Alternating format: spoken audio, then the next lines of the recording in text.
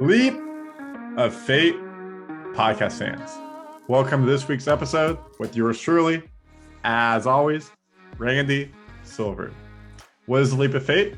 It's always around helping you understand how you overcome adversity, teaching you life lessons, which we're going to do this week, making you the best version of yourself.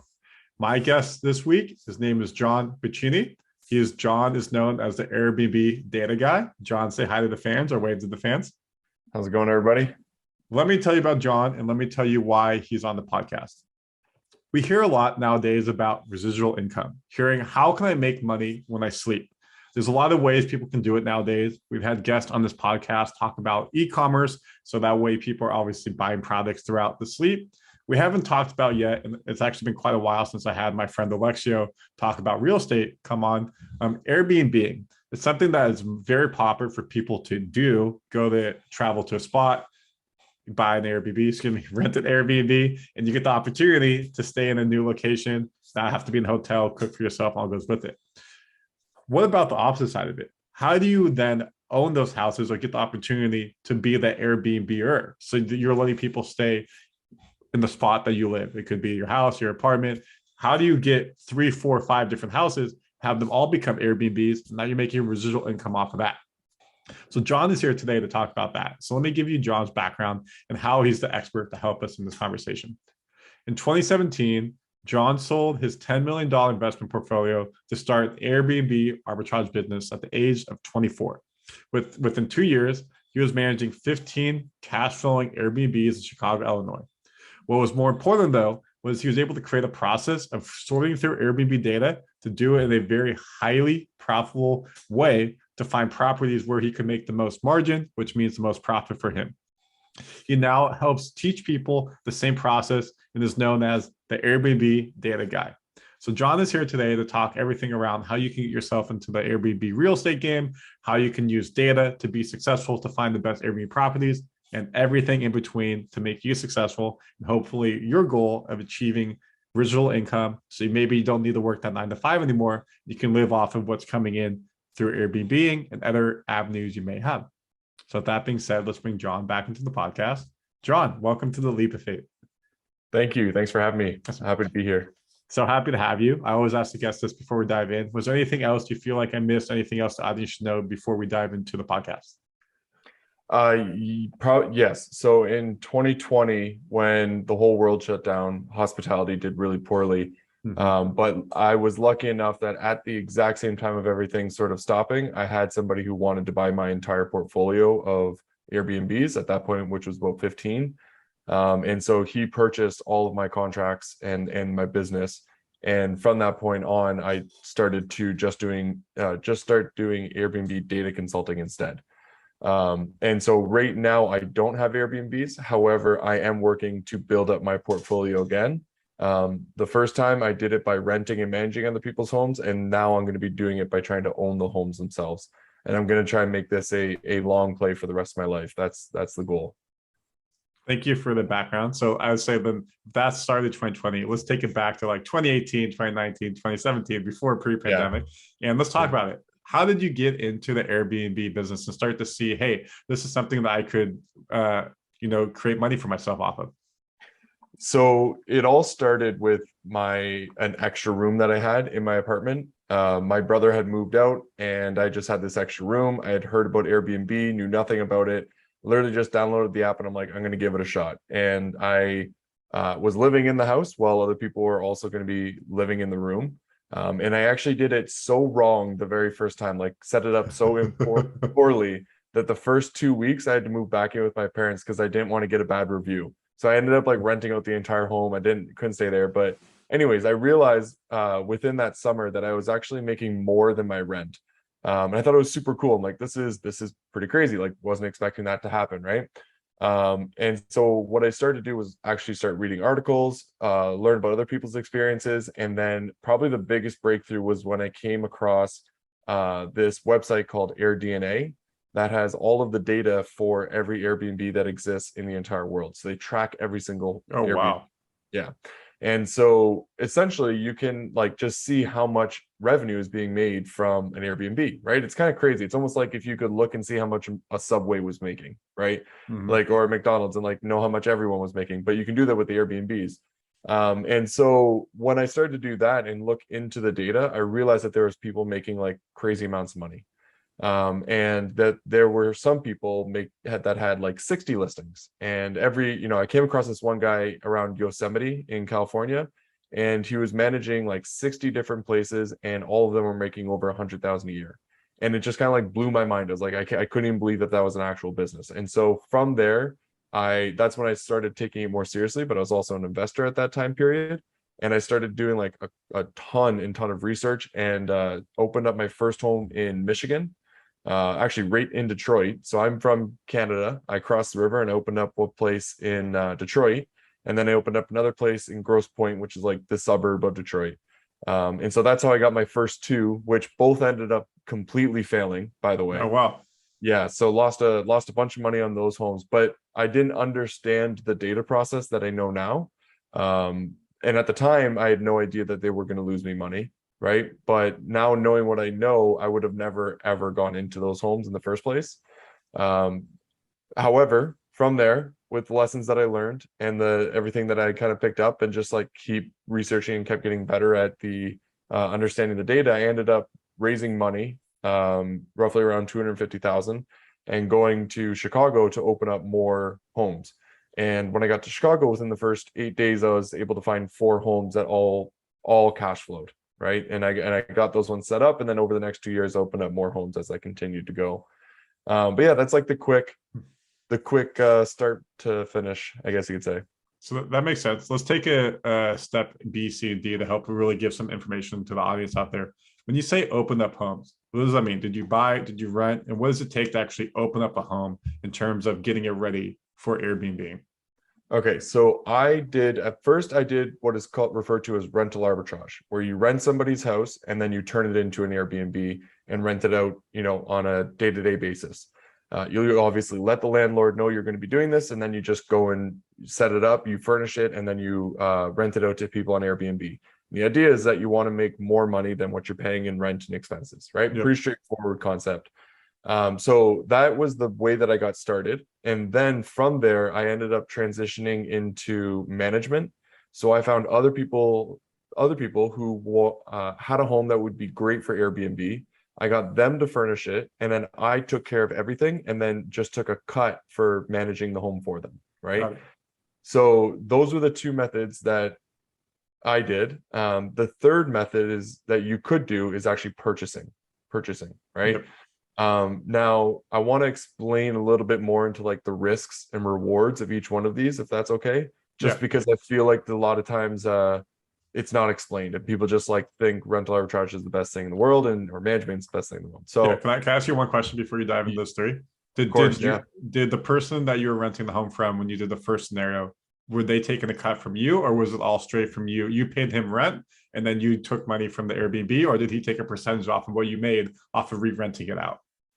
No. So you never want to give the person an extra percentage, because you're already giving them rent, right? Exactly. That's the agreement. You give them rent, and you can do Airbnb out of their property. You're taking the risk, right? The landlord isn't. By you paying them the rent, and paying the utilities, you're taking the risk. So you should get all the upside. The landlord isn't taking any risk. They're just receiving it. Why should they get extra money, right?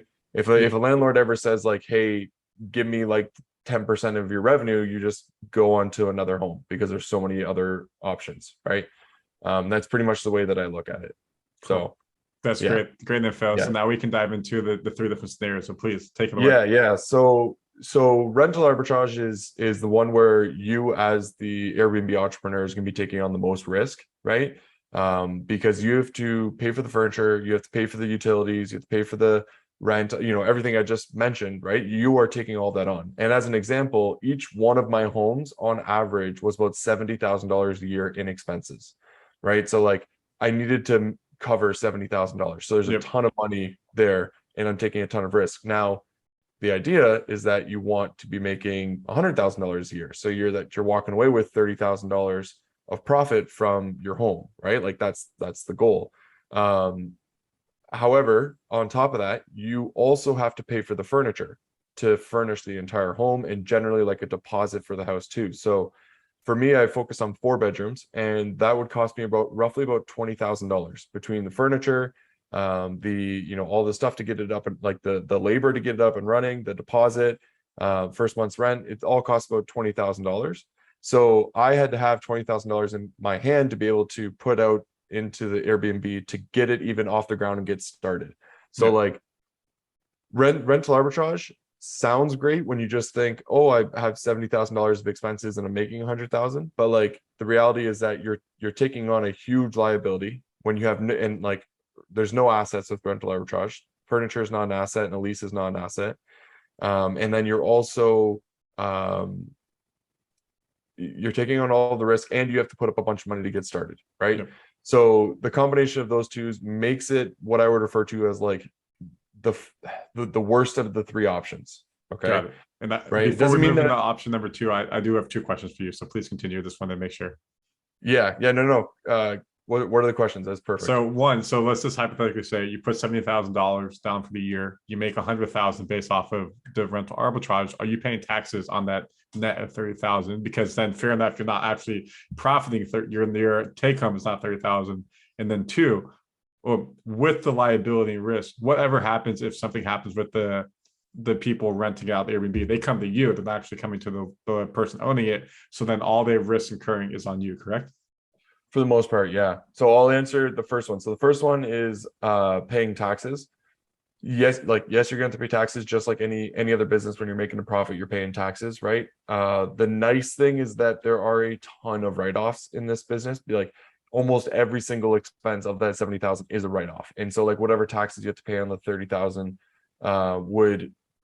you'd likely get back because you've already paid so much out to the economy, right? Got it. So that's not guaranteed, but like that's generally kind of how it goes. Have a good tax guy. Yeah, exactly. And then the other side of it is the risk. So yes, there is a ton of risk that you are sort of taking on with the guests doing something to the home. Now, Airbnb has something called air cover, which covers a certain amount of liability in case the guest does like burn down your home, right? On top of that, you can also get insurance to cover the home as well. So like additional insurance that it has to be specific to short-term rentals. There's only like a couple of policies that exist throughout the entire country, but you can get it. However, on the smaller stuff, right? So like if somebody punches a hole in the wall, that's on you. You have to pay a guy to come out there, or you got to do it yourself and you got to fix that. If the toilet breaks, you got to fix that. Like all the small stuff, that's on you. Furniture breaks, it's on you, right? Now you can charge a deposit to the guest, and then if they break a chair and it's 100% their fault, you can get that money back. But that's like those are tiny little nuances, and there's a ton of stuff on YouTube that talks about that stuff. So like, got it. Definitely go into that. Yeah. Cool. So that's scenario number 1. That's very thorough. So let's move on to scenario number 2. Yeah. So scenario number 2, scenario number 2 sounds a lot more sexy. However, it's significantly harder. And usually you need rental arbitrage to get to this point. So scenario number 2 is when you just manage somebody else's home, right? Now, this is like the number 1 most common thing in vacation rental markets. So if you're to think like Sedona, any beach in Florida, Gatlinburg, like these are all areas where people are just buying these beautiful homes and just renting them out full time. It's a vacation rental area. That's all it is, right? Like hardly anyone lives there. And so with these areas, you can have a business where you actually manage the Airbnb. You don't own it, you don't rent it. The person, somebody else owns it, and then you're just taking 20% of all of the revenue, right? So that's the norm. That's the average price across the entire country. 20% of the revenue. So if the home makes $100,000, you're walking away with 20,000 for the year, right? And you have to take care of every single guest. You got to take care of the listing, the marketing, the pricing, like everything that you would have to do with the home, you take care of it, right?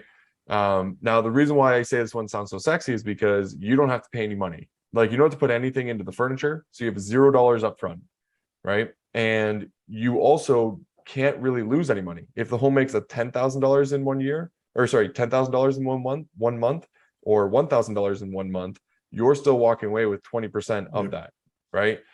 Which is great because with rental arbitrage during the slow season, you generally like don't make money, right? So like in Chicago, I didn't really make money for 6 months. And then for the other 6 months, I made a ton of money, right? Yeah.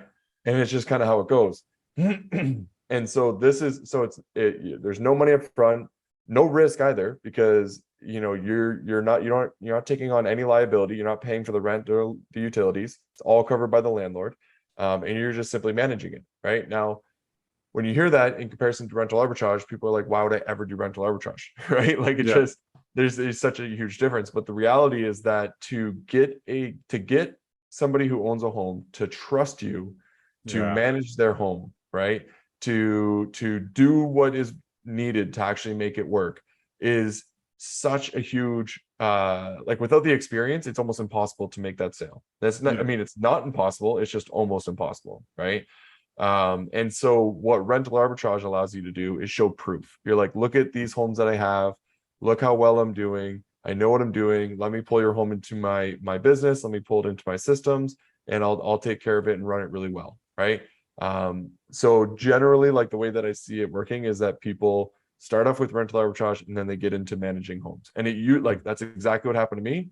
And it's what happened to a lot of other people that I talk to as well, right? Okay. So is there a point when you're in rental arbitrage or you're managing people's homes where it becomes too bloated, where you can't do it and you need to get assistance to help you take care of the day-to-day? Of course. Yeah. Usually around like property 6 to 10 in that range is where you're going to be starting to bring on somebody else to help you with those things, right? At like 10 properties, you can almost sustain somebody else while sustaining yourself, generally, right? Depending on if you have actually good properties that are profiting well and you're really efficient about your capital and whatnot. So yeah, around that range. And then as you continue to scale, you continue to bring on more people, right? Yeah.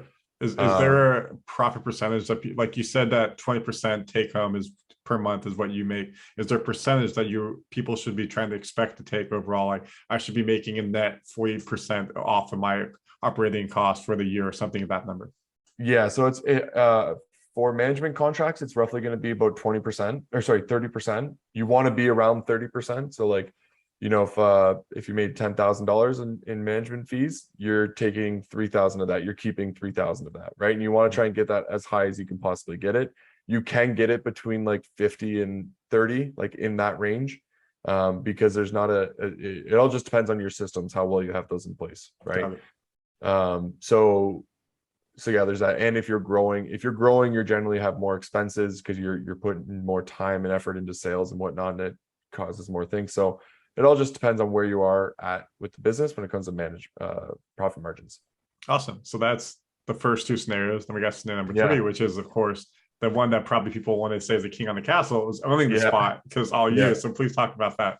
Yeah. So owning is the best, right? Now, mind you, I haven't owned any just yet myself, but I will within a very short period of time, right? So like I'm actively in the process of doing that, and I will have my own very soon. However, with owning, it's very, very similar to rental arbitrage.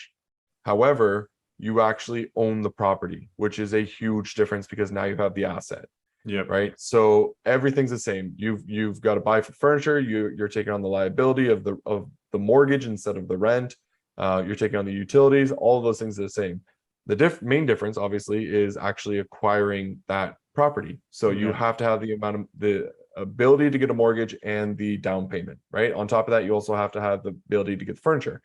Pretty straightforward stuff, right? Now, the reason why people don't just buy homes like crazy is because of those reasons. It's hard to get 10 mortgages in 1 year because of the amount of capital that it takes, right? There's different ways you can do it. You can do, joint venture partnerships if you really know what you're doing. If you're into real estate, you know real estate, you know how to find a good deal, then you likely will be able to raise money and actually acquire more than one property or two properties by yourself, right? If you split it with other people. But that's the general idea. Like owning is very, very similar to rental arbitrage. And but the reason why it's so much better is because you can own the property, you get the equity in the property. It's a appreciating asset as long as everything continues to keep going up, which it always has, except for 2008, but it all bounced back, right? And at the same time, you're covering all your bills by renting it out, right? Or sorry, by Airbnb-ing it. And so the reason why I want to own everything is because with rental arbitrage, I went through COVID. So when COVID hit, everything stopped, and everything, like all the, all the revenue that was coming in just completely went away. And then I just had a ton of liability and I had no assets. So essentially just all I had were these contracts for homes that would do well if the world was normal. But when you own the home, you could have baked in equity, right? Say you fixed up the home before you actually acquired it, then you have already you forced appreciation within that home, and you're Airbnb-ing it. If everything goes to shit and everything falls apart, then you just simply try to either get it rented long term, but you're still going to continue to hold on to it, and it's going to keep appreciating for you. So like, I think everyone understands like the extreme benefits of actually owning a home, right? So I don't need to go into too much detail about it. And obviously, as you can tell, I can't speak about it as well just yet, but I'm getting to that point. So those are the three different methods and ways you can go about it. Yeah. So then last question on owning the home. When would it make sense, maybe this is just a personal preference, to then do the second one where someone's helping manage your home versus you managing yourself and doing everything that goes into it? Like, I guess then the second question to that would be, what goes in the day-to-day of actually managing a property that's an Airbnb? Okay. So to answer the first question, like when do you get somebody else to manage it? It's all preference, right? So, and like what you're planning on doing. So me personally, I would rather manage the home myself and just try to keep as much profit as I possibly can.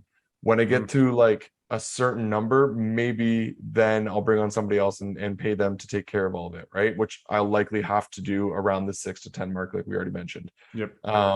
However, there are people out there who will just buy a home and get somebody else to manage it, and then they do zero work and they just try to make whatever additional profit that they can.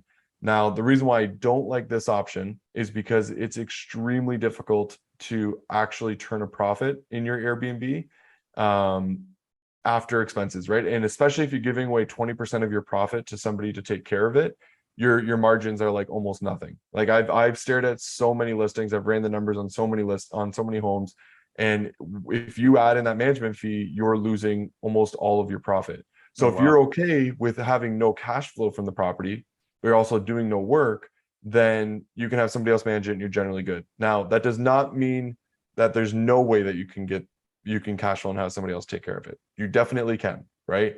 You can, like a good example is I had one home that profited like $40,000 a year. And with that home, I could very easily pay somebody to, $1,000 a month or 20% of the profits and have them manage it while still making a profit, right? I probably would have made 20,000 instead of 40,000, but I still would have been cash flowing and doing absolutely nothing, right? So like, I guess you would just have to be okay with that. If that's a scenario that you're looking for, then you can do that. Now, you gotta find somebody you super trust, right? Like really, really trust. And then on top of that, you probably still want to stay on top of them to a certain extent, because unless they're like gung-ho about it and they're really, really good at it, sometimes like I've seen a lot of bad management companies. And so you just really want to find one that you trust if you're going to go into that scenario, right? So there's that. Now, and question number 2, which is the day-to-day. Yeah, what does it actually take to manage an Airbnb property? Yeah. So it's a weird, so there's a lot, but then there's also the little. So it's kind of it's an interesting business to be in, because there's a lot of upfront work to like actually get it up and running. But then once it's up and running, you can automate the messages to the guests so that you're barely even messaging them. You have to like constantly tweak your prices and tweak your listing, but really you can get that all done on one day. So like I used to go into all of my calendars on Monday and change all the prices and change all the listings, and it would maybe take me 2 hours in total. And so like that would be about it. The real scenario or the real management comes in the cleanings and the damage, right? So you really have to the home has to be clean. Like you've never walked into a hotel room and it's been dirty ever, right? And if you have, you probably paid like $20 to stay there. And so the reality is like that's the case. And so these people, if you want to make actual money, the home has to be just as clean as a hotel. There's no ifs, ands, or buts around it, right? And so that's a lot of the work. And then there's a lot of operations that you have to put in place to keep it running well. But once again, you're only cleaning it like once or twice a week, and the clean only takes maybe 3 or 4 hours, and you're likely hiring somebody else to clean it, right? So technically you can completely outsource all of the cleaning and not have to do any cleaning whatsoever. And so that thing that might be like might take a bunch of time, you can completely get rid of and pay somebody else to do, right? Yeah, it'd just be coordinating the cleaners happening when someone leaves the Airbnb before the next people come in. Exactly, right? Now for myself, the reason why I say it's kind of like a weird thing where once you get something set up, then it's kind of like just running itself. For me, like I put a ton of time into my operations and my standard operating procedures to ensure that I didn't have to be there for the cleans, but the cleans were still being done properly, right? Like tons of work of like training and figuring out the best way to go about it, and like working with the cleaners to ensure that they knew what they were doing, and trying to find a head cleaner who could like train the other cleaners, and doing all these different little tasks to ensure that everything was getting done properly. And like if a doorknob would break and we needed a new one, having a system in place for all of that to be taken care of without me, right? And so the way I see it is that there's a lot of upfront work, not just putting the furniture together and like getting it up and running, but also like building out your systems to run those homes. There's a bunch of work that goes into that as well. But then once you get those systems in place, your work goes like down significantly, right? So there was a point where it was around the point of having like 15 Airbnbs. I also had a Airbnb cleaning company as well. And I used the Airbnb cleaning company's profits to hire a full-time employee to take care of the entire business.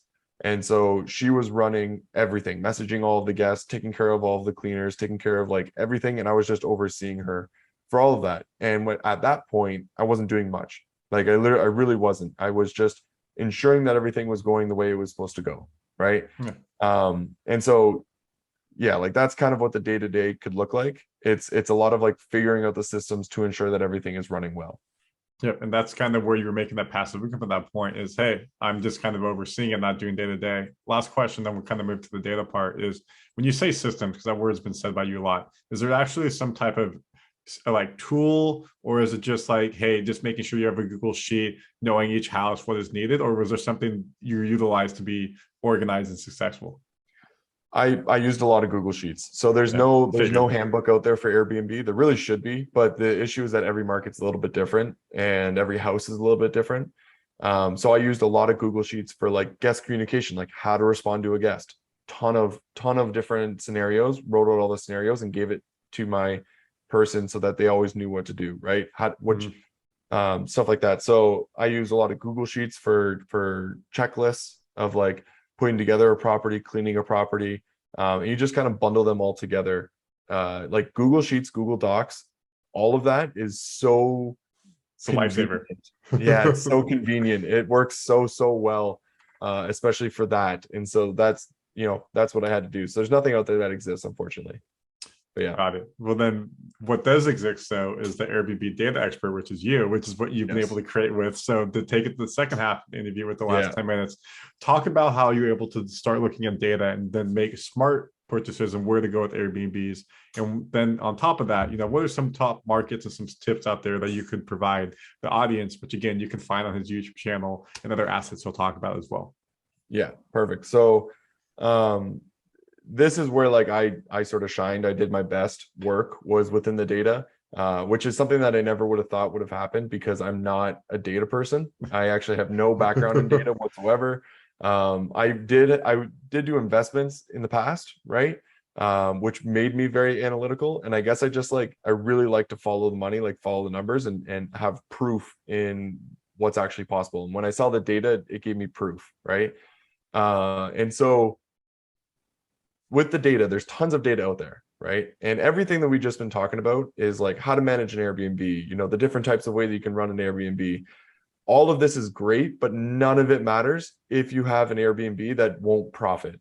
And there are literally millions of Airbnbs that exist in the world right now that don't make money. I can guarantee you. And the issue is just simply that the expenses, the mortgage, everything is just too expensive, and the home is not in the right place for it to actually be profitable. Right. So there's certain spots in a city where people are actually touring and willing to go and willing to pay a good amount of money to stay at an Airbnb. And then there's some parts that they're just not. Yep. And the issue is that people are getting all these different homes in areas where people just don't really care that much about, but the real estate is still very expensive there, and they're just unfortunately losing money. And so you have to ensure that you are getting the home in the right place for the right amount. Otherwise, you're not going to make any money. You can manage the home the best, you get the best systems and management, and it can look the absolute best, but if it's in the wrong place and you're paying the wrong amount, none of it matters. You're just losing money and you're working for free, right? And so that's where data really comes in handy to ensure that before you even get started, you're making money, right? You've got the right home, you've got the right location, you've got it at the right price. Yep. And that's really what I figured out. So I had investors, I raised money. And when you do that, you have to have proof of what you're capable of doing, right? Yep. You have to be able to be like, I believe that this home is going to be able to make X and we're going to make this amount of profit. So you have to have some sort of proof for them to be able to give you the money. And so that's really where it all started for me. Like and also the background to prove like I've done this before, I can do it again. Exactly. Yeah, that without a doubt helps, right? You need that too. So combination of the two without a doubt.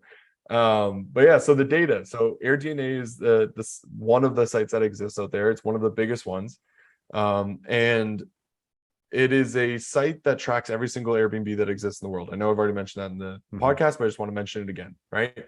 They go into the calendar, they record the calendar, and then they track the data of that home, and they're able to figure out how much it's making on an annual basis. And then they've created these dashboards that you can go and look at all these different homes and see how much they're making. Now, as great as that sounds, AirDNA makes it super difficult to understand the data. Yeah. And the issue is because with data, you're looking for, the only way that data is useful is if you can find a trend, some sort of pattern, some sort of consistency, right? That's all that data is.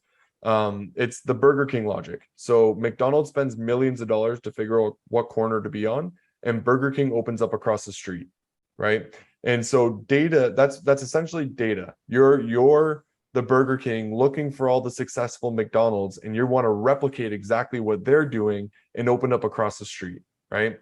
So the reason why I do Airbnb data consulting is because AirDNA is so confusing and has set their stuff up in a way that is not useful, that I have figured out a process and a method of going through it to actually make it useful so you can find that pattern and that consistency, right? Got it. And really that's what allowed me to be successful. So with the data, all like if you're a beginner and you're going to AirDNA and you're trying to figure it out, right? First off, I have a course on YouTube for free that teaches you it's a free way of going about doing it. It's very manual. It's very, very labor intensive. And it's what I did back in 2017, right? And pretty much like to sum it up, you take all of the data off of the website and you plug it into a spreadsheet so that all the 4 bedrooms are all all the 4 bedrooms from one zip code are all together, right? And you can see them all together. And so you can see exactly how well they're all doing. And then it can tell you what is allowing one home to make 100,000 and one home to make 50,000, right? Because and that's not even like, that's not an exaggeration in the amount of profit difference that a 4-bedroom can make in one zip code, right? Nashville, I looked at in Nashville today in a specific zip code. There's one home making 457,000 and there's another home making 23,000, and they're both 4 bedrooms. They're both 4 bedrooms in the exact same zip code, right? So you like this, so that's why data is super, super important, right? Now, mind you, obviously one's like uber luxury and one's not, right? Yeah. And so like but then there's a ton in between. And so you got to figure out what's going on in between. So anyways, that's I can keep talking about data and kind of go a little further in, but do you have any questions specifically, or do you want me to keep going? Yeah. So what would you say are the top zip codes or the top areas for people in the US to look at? So it's going to depend on what you're trying to do, right? So if you're going to try and do rental arbitrage, then you're going to want to be in a metropolitan. And almost every major city in the US has the ability to be profitable in one way or another, right? Even right down to Indianapolis, which is just like, not a lot of people go there not a lot of people are touring there, right? They're not going on vacations to Indianapolis, but there's still money to be made there, right? And rental arbitrage, you really need to be in that kind of a market because you need a lot of homes to be for rent that are not Airbnbs already, right? Yep. Yep. And Now, like, so like in Indianapolis, like, okay, cool. You probably make more money like football on Sundays in the fall because people are traveling there to go to football games. So I probably want to be near Lucas Oil Stadium or be near the Pacers Arena and try to get more people coming that way. exactly. Now, mind you, so yes, and at the same time, the Pacers are only playing for a certain part of the year. So you have to figure out how to make up the rest of the year, right? Indianapolis would probably be a great example of a place that's like good for business travelers, right? Good for business travelers, not great for like tourism. Nashville, great for tourism, right? And probably business travelers as well, right?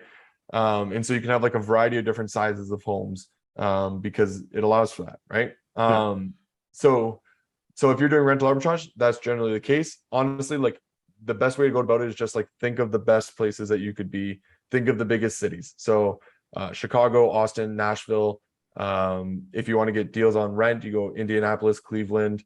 If you have to make sure that the regulation is good and allows it. So you got to stay away from like San Francisco and New York because they don't allow for it. So like very strict. I used to live there. Yeah, super, super strict. And for good reasons, right? Like there's a housing problem. So they kind of have to. And then the other option, right? If you're like purchasing or if you're going, if you're purchasing or if you're doing management, those two kind of fall in the same category when you're looking for markets. Because when you're purchasing an Airbnb, you want it to be in a vacation area for the most part, because that's where you're going to benefit the most, right? And if you're managing, you want to be in a vacation area because that's where people don't want to do it themselves, right? And so those areas, what I always recommend is kind of look for the hotspots. If the hotspots and outside of the hotspots. Okay, so like Gatlinburg is a great example of this. So Gatlinburg is like one of the most popular up and coming, not up and coming, it sort of already came because it's already like super popular, but since 2020 to now, it just like blew up, it doubled in size, right? And so Gatlinburg is great for, there's like 5,000 vacation rentals there. In Chicago, there's also 5,000, to put that in perspective. You know what I mean? Like the third largest city in the country, and then Gatlinburg, just this like little town in Tennessee, or not Tennessee. Is it Tennessee? Gatlinburg? I really should know that. It's a good question. I'm Canadian, so Gatlin. No, it's Gatlinburg. That's Tennessee. You're correct. All right, there we go. Cool. Okay. Good. Guess myself there. So, all right. So like that's going to be a great area where there's a ton of rentals.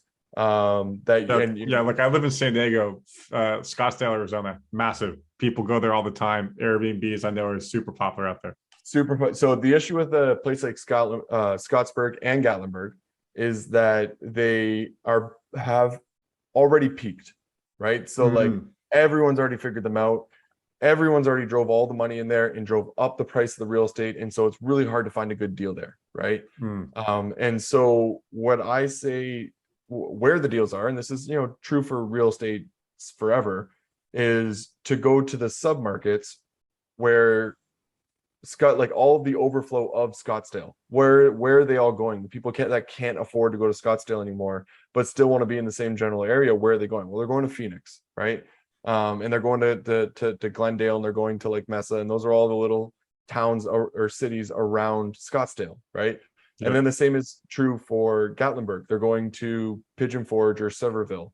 And then you just take that exact same logic and you apply it to every other main area across the entire city, or across the entire country, and you're going to find all of the places where they haven't blown up yet, and you can kind of get into them. Now, like personally, I think like the best possible spots are going to be the really hidden ones that aren't just overflow but are becoming their own area. And I don't really like, I've seen a little bit here and there, but nothing like for sure just yet. So I can't really say anything yet. I know that as an example, like airlines are creating new one-way flights from major cities to new areas. Okay, so think about that, right? So there's if you take like there's this one national park, I can't remember where it is, but around this national park, there's one city that's like the main city that you go to enter into the national park. However, there's multiple entrances to the national park, right? And so the airline has made a new flight to go to the other city that also has an entrance into the national park. And so that other city that's not as popular as the first one is now becoming like, in my opinion, I think it's going to blow up just because they're rerouting flights there, right? Yep. It's going to become cheaper to get there. It's going to have the overflow. It's further away, and it still has direct access to the national park. So yeah. I got one last question for you. You've been amazing. We'll do our wrap up. So I live in San Diego, California. Just curious, what does the San Diego market look like for Airbnbs? So used to be, and technically right now still is like one of the best markets. If I didn't go to Chicago, I was going to go to San Diego, and I probably should have went to San Diego. It's better weather for sure. Yeah, exactly. Right. But the issue is they just put in regulation that's going to end up getting rid of about half of the supply. And so I don't know exactly what the number is, but it's under 10,000 listings there, and they're literally about to wipe out about half of them, which is like the saddest thing ever, because it's been all over the news. So I was testing to see if you knew your stuff. Obviously. of course. And also, like, as well, San Diego's been named the #1 like hottest market for real estate in general. The property value is crazy. So as you said, like, how much of a profit you really get to turn here if you're looking to like buy a spot here. Exactly. And like, so that's a good example where it makes sense that they're doing that, but it sucks. You know what I mean? Yeah. Like, it's too bad in a sense, right? But what are you gonna do? So anyways, yeah, so that's my take on San Diego. Awesome. John, thank you so much for your time today. I think it's so evident the knowledge you have. You've educated us on the different ways that people can go about starting an Airbnb management company, getting into rental arbitrage, or of course, if you have the capital to fund your own Airbnb by having your own property. Obviously, you have the whole data company as well as consulting to help people out. If people want to find you or learn more information, how can they find you? And everything that you say, of course, is in the bio of how you're listening or watching. And I will make sure all this is evident for you guys to reach out. Yeah, perfect. So I have an Airbnb data consulting business. It's technically called Point Analytics, but I really like to go by the Airbnb Data Guy. I think it's just easier to remember. You can reach out to me at hello@pointanalytics.co. And I think that's the best way. You can literally just email me. I'll respond to you. We'll hop on a call, and I'll help you out trying to figure out whatever it is that you need to figure out. The main way that my business helps people is I create these reports that makes it really easy to understand the data. And then I have a free course on YouTube that allows you to understand it. So there's 2 courses on YouTube. One is a manual way that's free. The other one is a paid way that you have to reach out to me to actually get use out of. But personally, like, if you're going into a place like Nashville or a larger market, you really need it. If you're going into the smaller markets, I do deals where I can do multiple markets for the same price. But regardless, you got to know your data before you get in there. And if you just need, general advice, you can always reach out to me as well. I don't mind talking to people and helping them out. I love building my network. And it's always great to like talk Airbnb with absolutely anybody. So yeah. And what's the name of your YouTube channel if people want to look you up? John Bianchi. So John, John, and then my last name, Bianchi. Perfect. And all this will be in the bio. John, thank you so much for coming on today. This was the Leap of Faith podcast, all with the Airbnb Data Guy, learning about Airbnbs, how you can make it a successful business for yourself. Please like and subscribe to us at Leap of Faith on all socials or however you're listening over audio. John, thank you so much for coming on. I would like you to repeat after me to do the sign off. Stay healthy. Stay healthy. Stay wealthy, making that money from Airbnb.